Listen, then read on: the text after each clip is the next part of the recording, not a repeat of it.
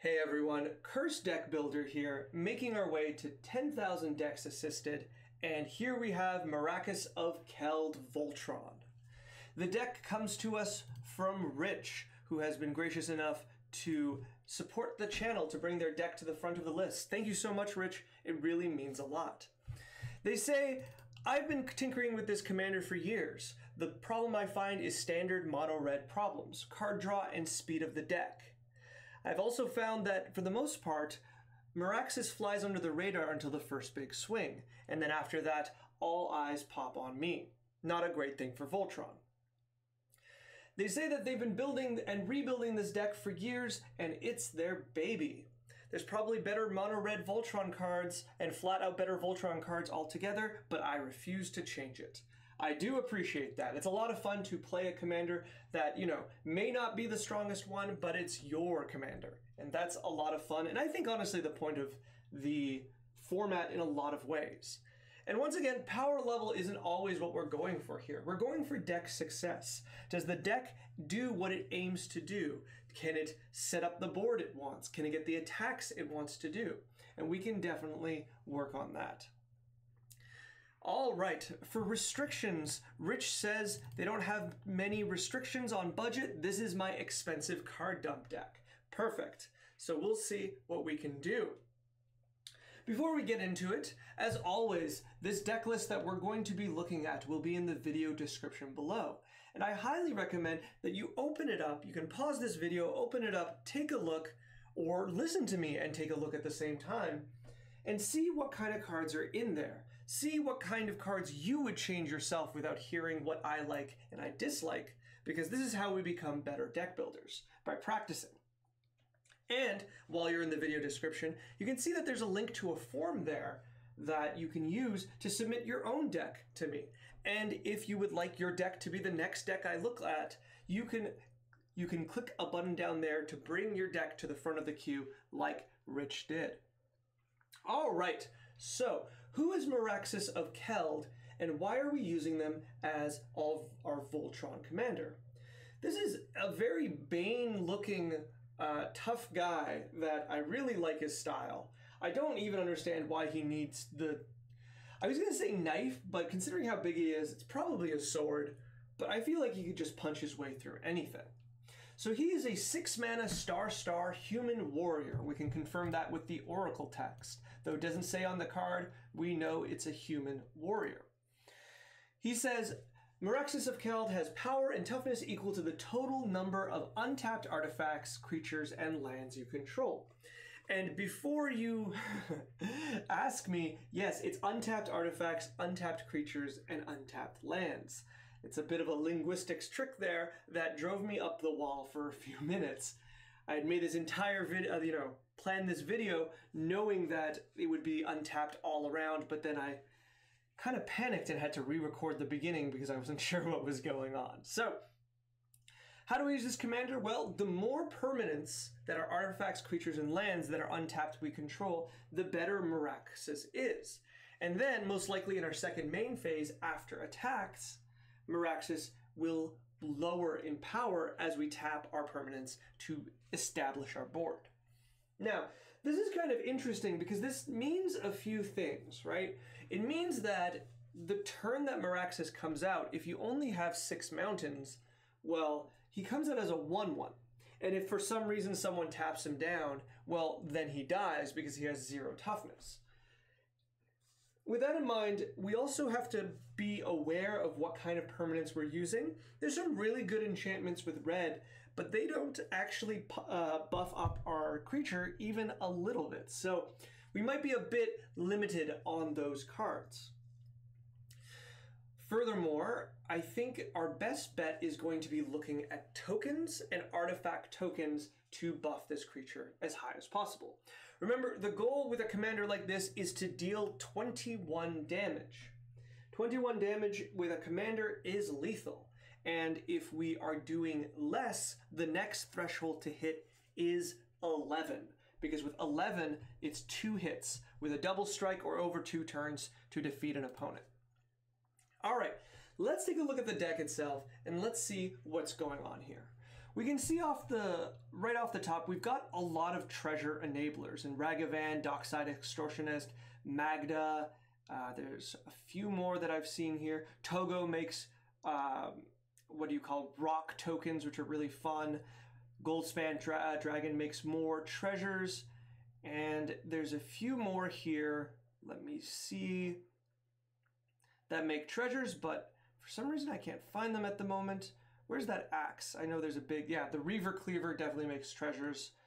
And so we've got a big treasure creating synergy here that I really like because that's mainly Red's kind of card mana ramp and kind of a big advantage it brings to the table when it's a single color. After which we do have a bunch of creatures and a bunch of artifacts that are generally happy to be on the field, but a lot of we've got mana rocks that do tap and equipment that technically doesn't tap, so those will always count. But I see a few cards here that kind of stick out at me as not being the most ideal cards. And I will also note that we are playing 34 lands, and that feels a little low. We have a 6 mana commander, and though we are going to ramp into him as much as we can, it does feel like we could go up to 35 or 36 without many problems. We, in fact, because we're in red and looting is a way that we churn through our deck, we can get rid of the extra lands later. I will also note that Temple of the False God, the fish, clearly, the Temple of the False God is particularly bad in a deck without land ramp and 34 lands. I think I saw on what was it? I think it was MTG Goldfish's podcast recently. They were talking about this card and that once you hit 44, I think it was around 44 lands, including ramp, if ramp counts as lands, you can kind of guarantee that this will be active by turn 5. This deck does not have 44 land drops. In fact, it has much less, and our land ramp doesn't put lands onto the battlefield. So that in mind, I feel like this would just be happier to be a mountain.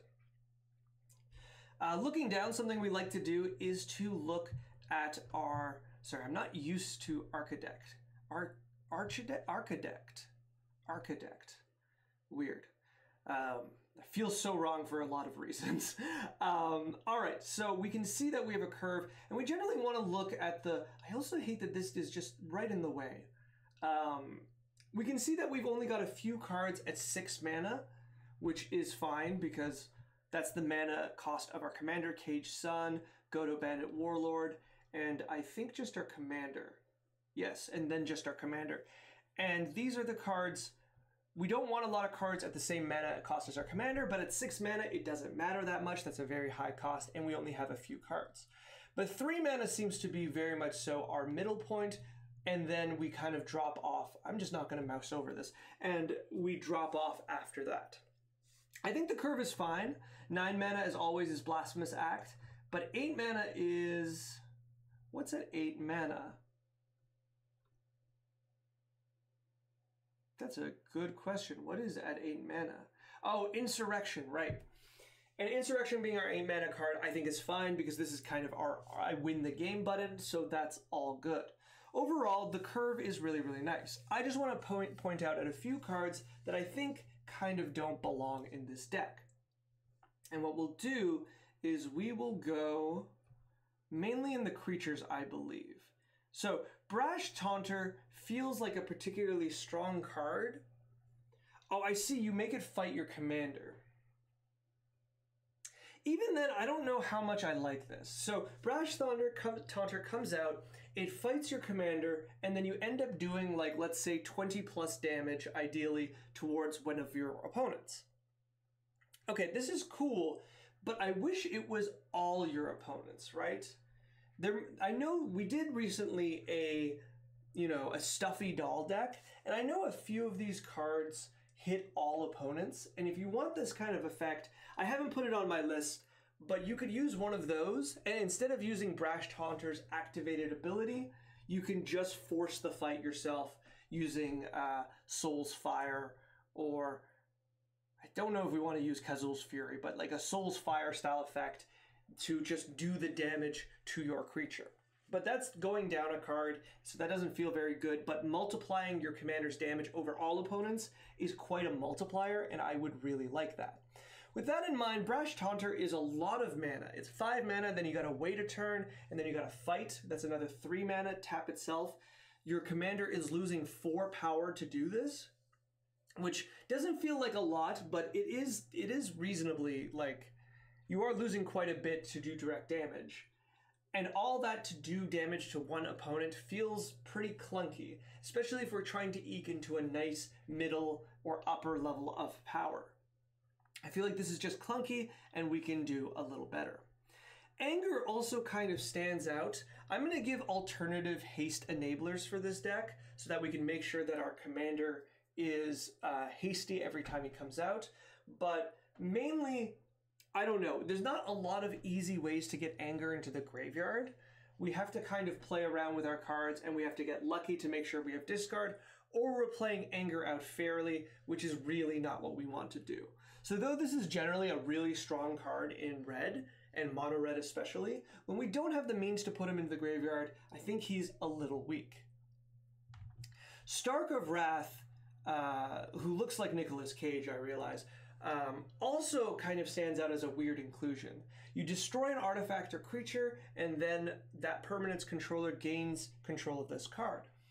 Well, I'm going to guarantee, no matter what you destroy on my side of the field, and I mean no matter what you destroy on my side, you could destroy like a clue token, I will use this against your commander, because you're a Voltron deck. You're very, very vulnerable to direct removal on your commander. So whoever you use this against is going to use it against you. And because of that, I don't think it's a good card. I don't see any combos with this. I don't see anything that's particularly, useful here.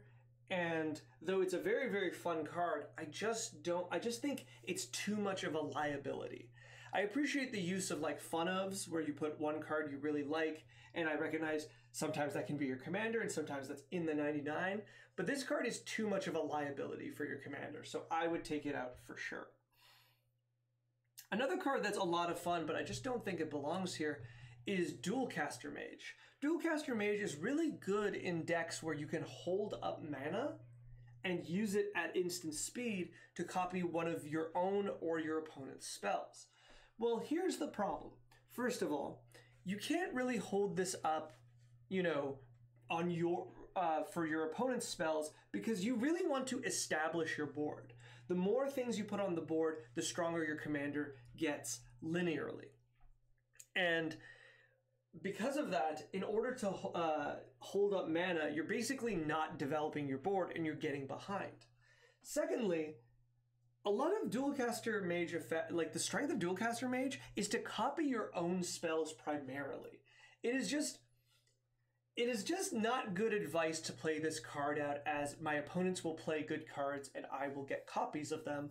I don't think you should do that. I think that's not recommended. I think you want to play this card when you have access to good cards, that you want to copy. But you don't have that many of those. Like, for example, I think Blasphemous Act is the closest one, because copying that twice, getting 2 Blasphemous Acts, will definitely destroy anything, and Maraxus can usually live through it. But what do you need to destroy with 26 damage, right? Who are your opponents that they have creatures with 26 toughness or less? I don't know. So, all in all, I feel like Dualcaster Mage kind of sticks out as a strange inclusion. The rest of our creatures are very good.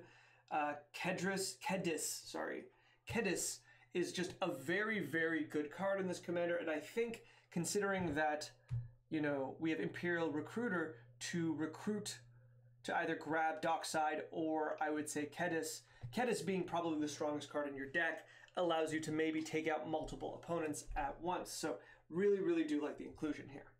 In the artifacts, the one card that really kind of sticks out to me is, where are we? 3 mana. Actually, more than one now, because I saw Unstable Obelisk. So Unstable Obelisk and Commander Sphere, there it is. These 2 mana rocks are 3 mana, and I think they're just too much for that. I think you would like this effect at 2 mana, and there is like Fire Diamond, I believe, and then you could just play another, colorless 2-mana Mana Rock, and you'd be pretty happy. The thing is, 3-mana Mana Rocks are just too much often, and they kind of, 3 mana is the highest mana cost of your deck, so these Mana Rocks kind of compete with the rest of your deck, where there's some really, really good spells to cast. All right, so let's talk. Just before we go into the additions, I want to say a few more things about our commander. Our commander is really, really interesting. And I do like that you've made it into a Voltron deck, but if I were the one building the deck, I wouldn't build it into Voltron. I would build it with this commander as our backup plan, where we use red to set up a board, and then we try to just play a fair, strong, going wide game in red, and playing some really good spells like Blood Moon. And then when we found ourselves ahead of the game or in a good position, we play our commander as our finisher, as opposed to kind of an equip him with everything in attack situation. That's how I would build him. But I think I do like the Voltron style to that, and all of my suggestions are going to be in that direction to help the Voltron direction, but I just wanted to bring up the other way to play this commander. I also, for what it's worth, I think it's really, really funny that his flavor text is, I have no master, I am chaos. He says I am chaos, but he has a very linear power and toughness thing where it just linearly goes up. I guess it can be chaotic because you can tap things and lower his power, or untap things and heighten its power, but I don't think it's very chaotic. I think it's very linear, but regardless, a very fun commander. All right, so let's see the kind of additions I'd like to put in. So first, let's talk a little bit about card draw and a little bit about card, I guess, impulse draw or card selection as well. So if we're talking without budget, I think Jessica's Will is easily the strongest card advantage engine in red, because it creates just a bunch of mana and then it impulse draws the top 3 cards of your deck for 3 mana. With your commander out, it does both. Unfortunately, you still lose the 3 power if you are tapping lands instead of just, having free floating mana. But even then, I think this effect is very much worth it. You could be gaining a lot of mana and you could be casting a lot of cards. I think it's particularly strong. Another one-off use of this effect is, though not impulse draw, is Unexpected Windfall. I think you're playing Seize the Spoils, and I think you should also be playing Unexpected Windfall. It's just a little better. It can come out when your commander's not out and ramp you with 2 treasures. It's instant speed. But most importantly, and I just want to confirm, most importantly, those treasures you make they don't have to be used, right? And I'm going to say this out loud before we get to these cards. I'm going to introduce a few more treasure cards, because I think treasures are the strongest way to buff your commander, because they just stay there until they're tapped. So as long as they're on the battlefield, they are always just pumping your commander. And so every treasure you don't use is just more power to your commander. And I do really, really like that. Then let's see. Then I have 2 options for, let's say, repeated draw. So Visions of Phyrexia. Visions of Phyrexia it has amazing art. I want to make that clear. When I saw this card, I thought the art was so good, and then it just turned out to be an okay card, unfortunately. But here it's very strong. On upkeep, you get to impulse draw your top card of your deck, and then at the end step, if you didn't play that card or any card from exile, you get a tapped Power Stone token, which is a nice little consolation prize. If you you flip a mountain off the top and you already have a mountain in hand, you can play the mountain in hand and get a tapped Power Stone token. That Power Stone token will be good for your artifacts, but it will also just be another another artifact that stays untapped with your commander out. So I do really like this. It's a bit slow, but for 4 mana to technically draw an extra card a turn, I think it's worth it in mono red. It's worth it so much that I'm going to suggest a second card of this, where Outpost Siege has 2 modes, but you're playing it for the cons modes, which does the same thing. At beginning of upkeep, impulse draw the top card, and you have the turn to play it. I think these effects are worth playing because they do get you gradual advantage over time. And since a lot of your deck kind of pseudo ramps you anyways, you will find yourself in situations where you can just throw these out and still progress your board in the meantime. So these are our main draw effects. I have one more. It's not draw, but I think you should be playing Gamble. I think Gamble is definitely free for you to play in a deck like this. Once again, it's very clear you have some cards that are really, really strong in the deck. Ragavan, Dockside Extortionist, Kedis all come to mind as being very, very strong. With, of course, Godo. I think Godo's good. Godo must be good in a way that I'm not quite sure, but Blood Moon for sure is a card that we can go and grab because in certain situations, it's just going to win us the game. So having just a nice 1-mana tutor, yeah, it discards a card at random, but you're in red. This is exactly what you get, and this is what you work with. You're going to be pretty happy with the results. All right, let's see.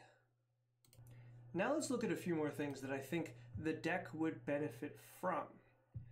I think, or actually, let's talk about a few more. Let's talk about treasures first, and then we'll move on to other examples of cards that I think are strong.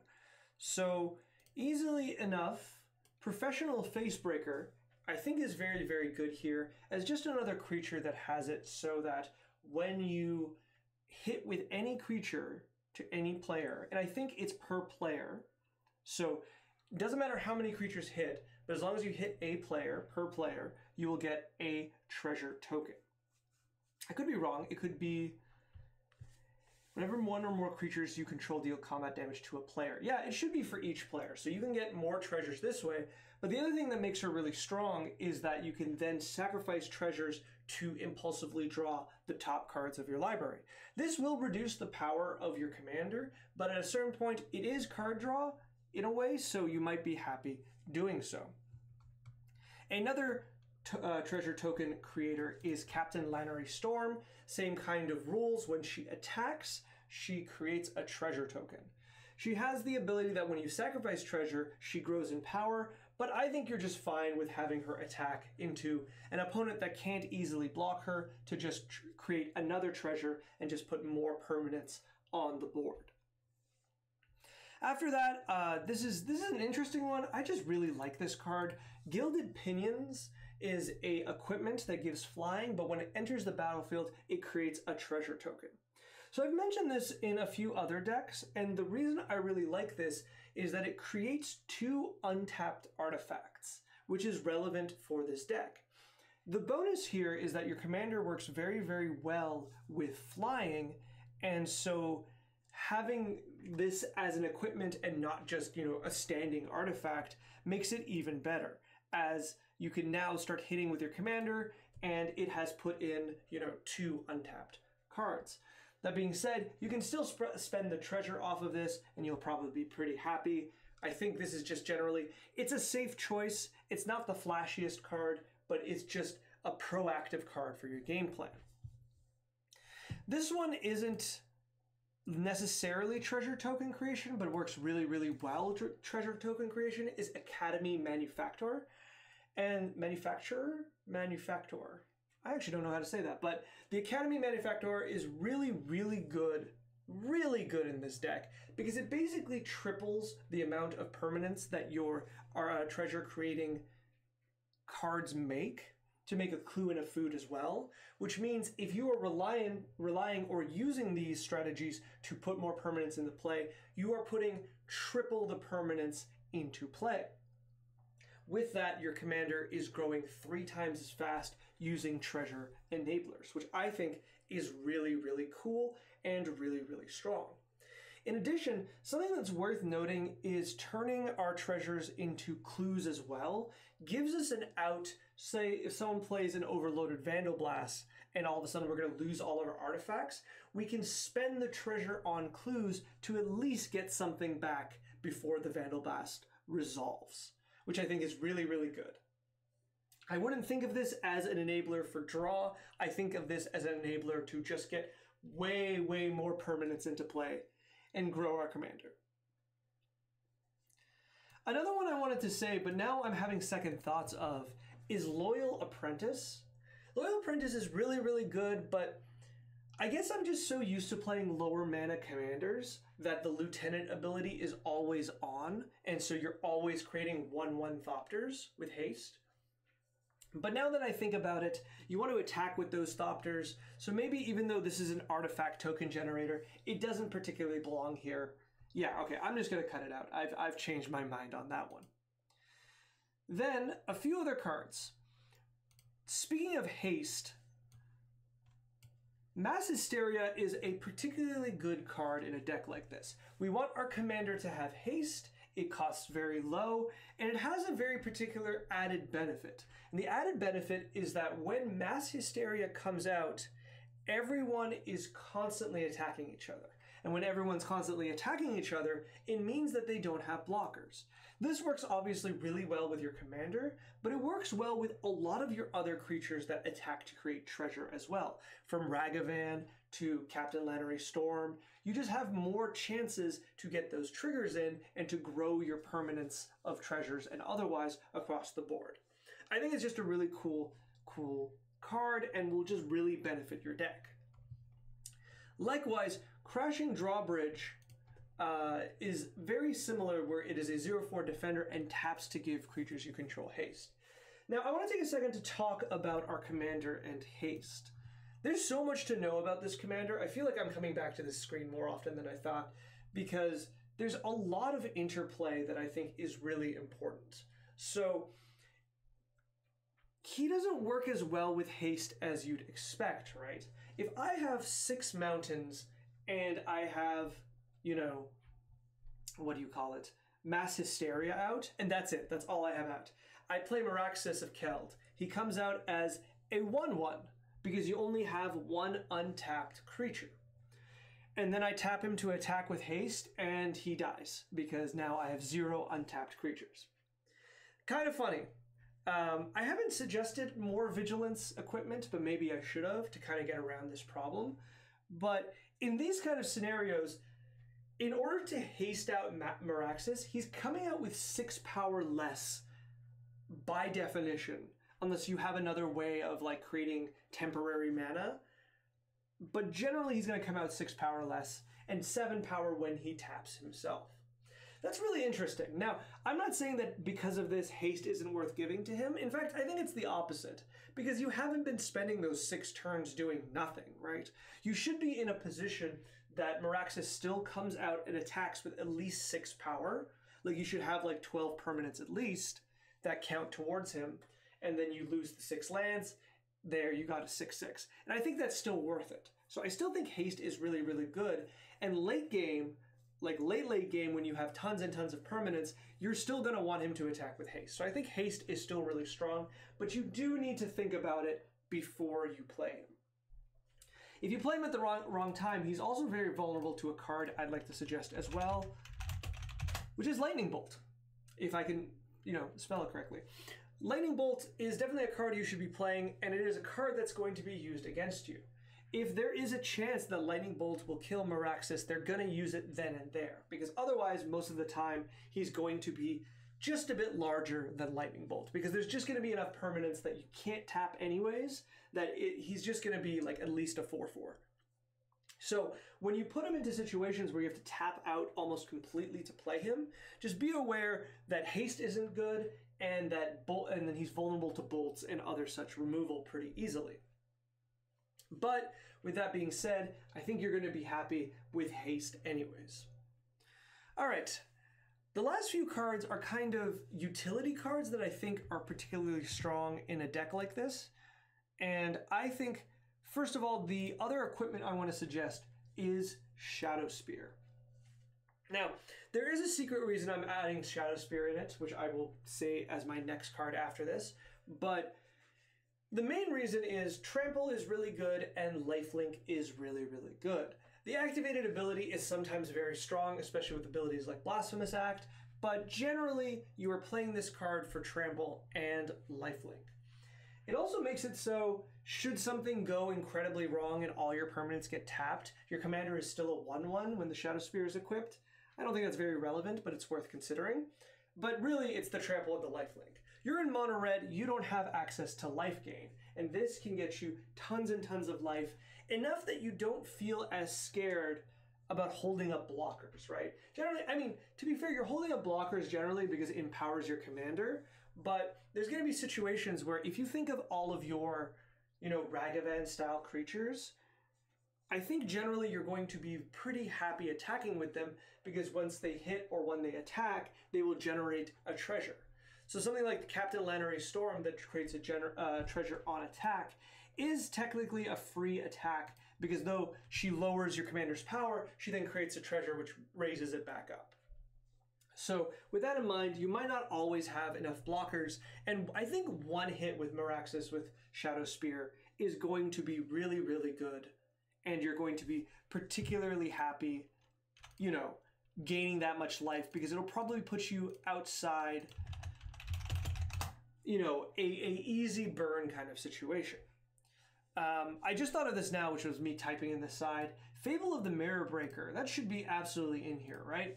Not only does it create another treasure, creature, treasure-creating creature, it also has discard and draw, and then it flips to be a Kiki-Jiki clone, which, yeah, not as good as Kiki-Jiki, but as it's a creature, it does count towards your commander. So this should definitely be in there. It's a bit pricey, but I think it's a very, very strong card. All right, going back to the reason that I want life gain on this is that I want you to play Arc Bond. We have a few ways to make our commander deal damage to everything else. And I want one more, and I want one at instant speed.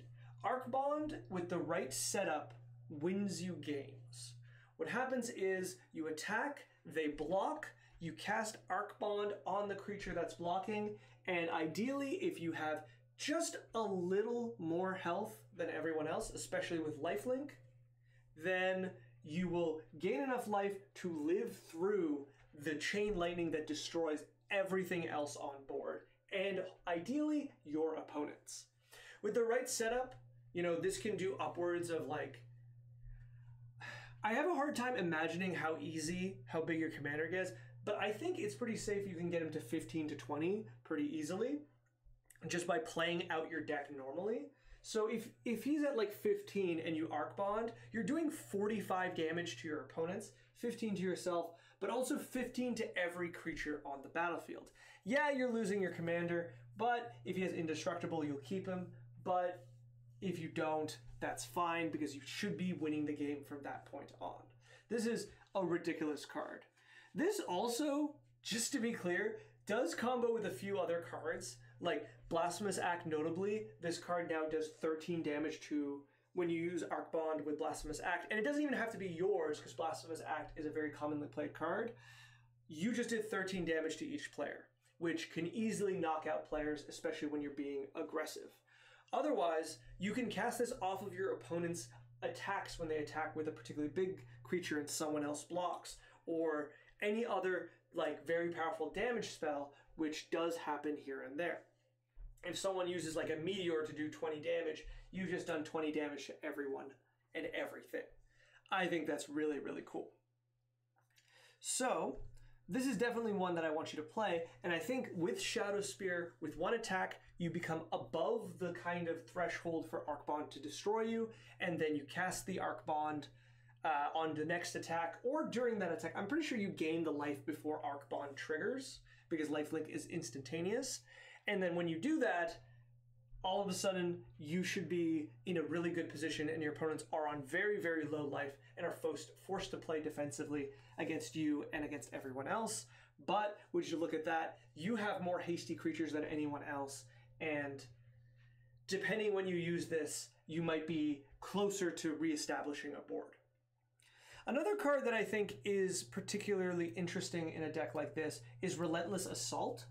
It seems that in a lot of ways that you just need one or two more attacks, often to take out a player. Relentless Assault kind of guarantees that. I say kind of because you are reducing 4 power off your commander to do this, and because of that, I don't know, I think it's okay, but it can be really, really good, especially with the fact that You attack with a bunch of creatures that make treasure tokens, you do damage, you cast a Relentless Assault with the treasure tokens, you untap all of the creatures that attack for the treasure tokens, and you've kind of hit net neutral to your previous attack, and you get another attack like that.